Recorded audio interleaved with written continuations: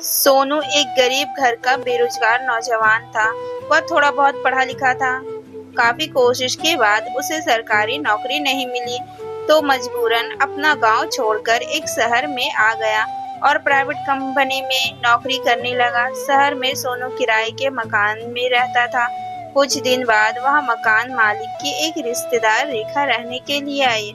वह बहुत खूबसूरत थी।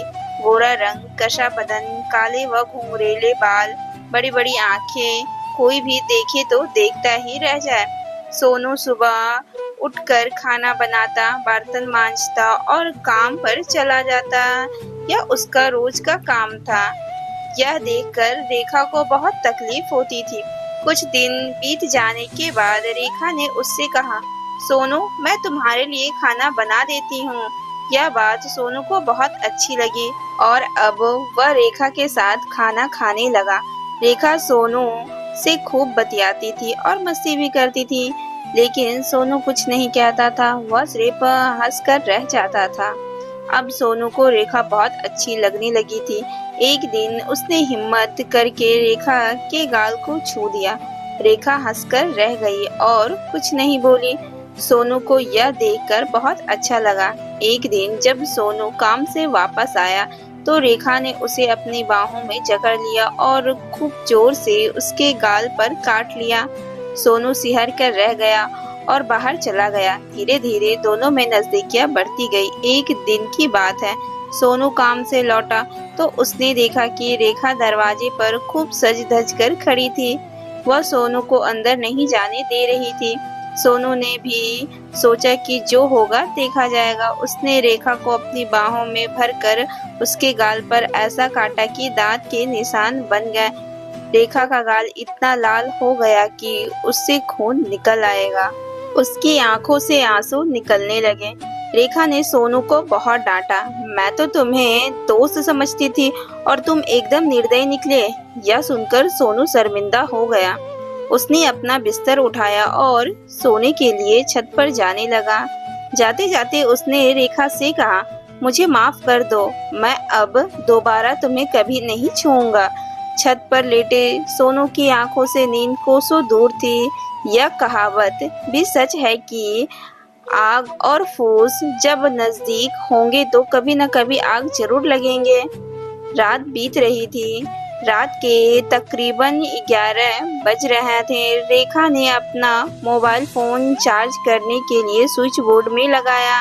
थोड़ी देर बाद रेखा ने सोचा कि क्यों ना वह मोबाइल चार्जर से निकालकर अपने पास रख कर सो जाए। जब वह मोबाइल फोन निकालने लगी तो उसने देखा कि वह गर्म हो गया था। रेखा अंदर से दरवाजा धीरे धीरे पीटने लगी। छत पर लेटा सोनू जाग रहा था। वह सीढ़ियों से उतरकर दरवाजे के पास आया और बोला, रेखा, क्या बात है? इतनी रात को तुम जोर जोर से दरवाजा क्यों पीट रही हो?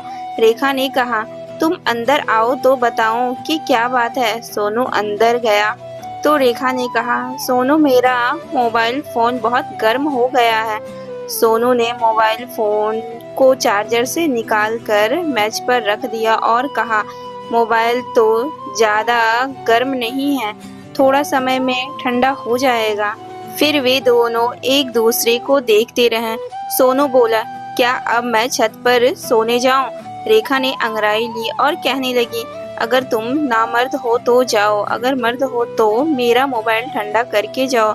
यह सुनकर सोनू ने दरवाजा अंदर से बंद किया और रेखा को बाहों में भरकर बिस्तर पर ले गया। फिर वे दोनों प्यार के सागर में इतनी बार डूबे कि सुबह कब हुई पता ही नहीं चला। रेखा का बदन इतना टूट गया था कि उसमें उठने की ताकत भी नहीं रही थी। कुछ दिन के बाद रेखा अपने गांव चली गई और सोनू को उसी मोबाइल फोन से फोन किया जो उस रात गर्म हो गया था। फोन पर ही रेखा ने शादी करने का इरादा जताया। उसने कहा, प्यारे सोनू, अब तुम घर चले आओ। सोनू उसके गांव गया और दोनों ने एक मंदिर में जाकर शादी कर ली। इसके बाद वे हंसी खुशी अपनी जिंदगी बिताने लगे। तो दोस्तों, यह थी आज की कहानी। आपको यह कहानी कैसी लगी? अगर अच्छी लगी हो तो लाइक करें, शेयर करें और ऐसे ही इंटरेस्टिंग मज़ेदार कहानी सुनने के लिए हमारे चैनल मिस पूजा स्टोरी को ज़रूर से सब्सक्राइब करें। तो धन्यवाद, मिलते हैं नेक्स्ट कहानी में।